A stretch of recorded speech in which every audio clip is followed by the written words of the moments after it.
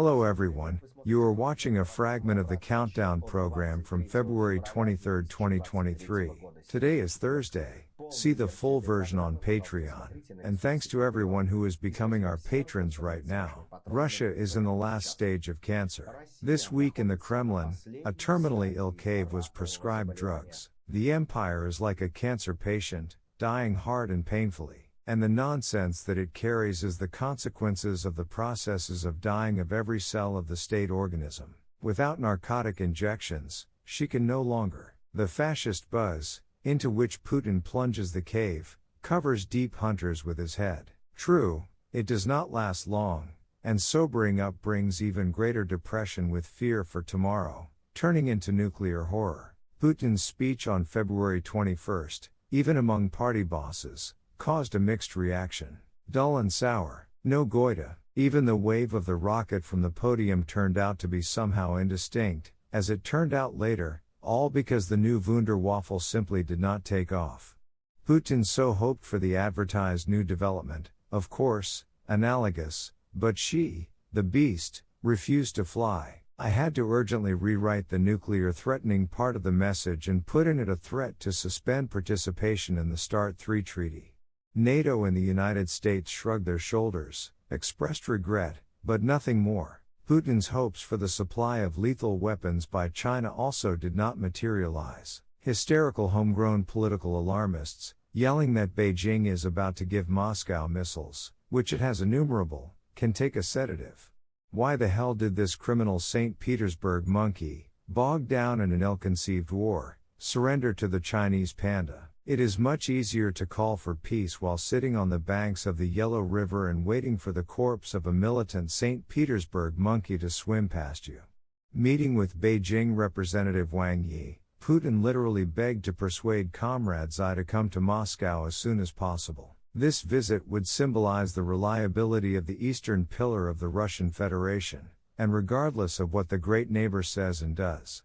But Wang Yi only squinted and did not promise anything intelligible. Western intelligence agencies have received much less ambiguous evidence that China may decide to supply arms to Russia. The Biden administration is considering releasing intelligence to dissuade Beijing from taking such a step, which would lead to sublime tensions.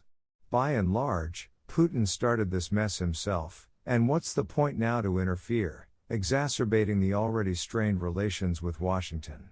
In addition, for Beijing, Moscow's capitulation is an excellent chance to fix a bipolar world. Moreover, everything will be decided in the coming months, and, even judging by superficial signs, the fascist high is bright, but does not last long. On pudding in Luzhniki, sausages with buckwheat quickly ran out, and the Moscow fashion, driven from universities and industries, quickly reached for the exit. If, at -16, a goita in his pants freezes and drives away from the stadium, into a warm room, then what kind of frontline hardships can we talk about, looking at these children of a fascist brothel? So the empire will beat in agony a little more, swim in hallucinations, and settle down in a coffin. True, not by herself. The APU will have to help her, and don't forget the Aspen steak. Meanwhile, the Kremlin has also been told to wait for Putin's address to the nation. In general, it is clear, drugs will now be injected daily and several times a day. Become our patrons now and look further in this program.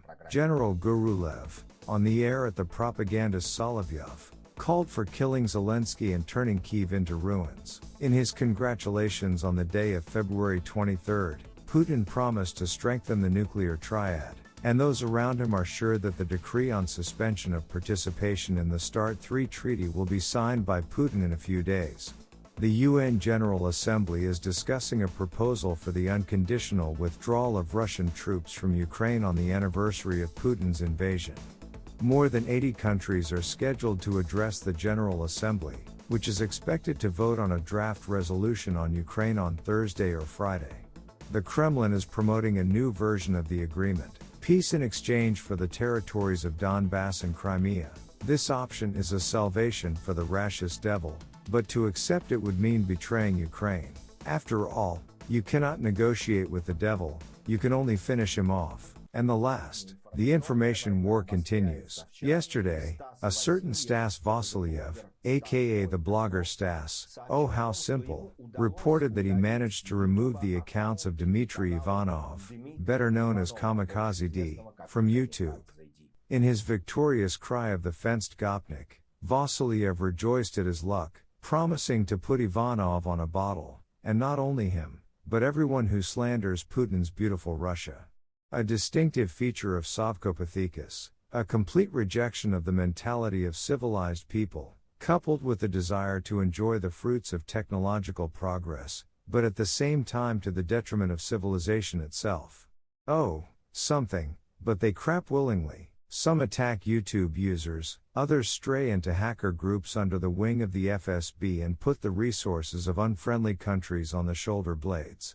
The conclusion is simple: the faster the cave is caulked in every sense, the less the world will face acts of internet terror. True, no one understands how to achieve this. The answer exists, but it is from the category of radical solutions. Cut the cable and plunge the cave into darkness. Because it's not just about some internet savage Stas, who uses the system and looks for bugs in it. The point is the existence of the rash system, which is hostile to human civilization itself. And that's all for today. See the full version on Patreon. And thanks to everyone who is becoming our patrons right now. I hugged everyone. See you tomorrow on Friday Live. Glory to Ukraine.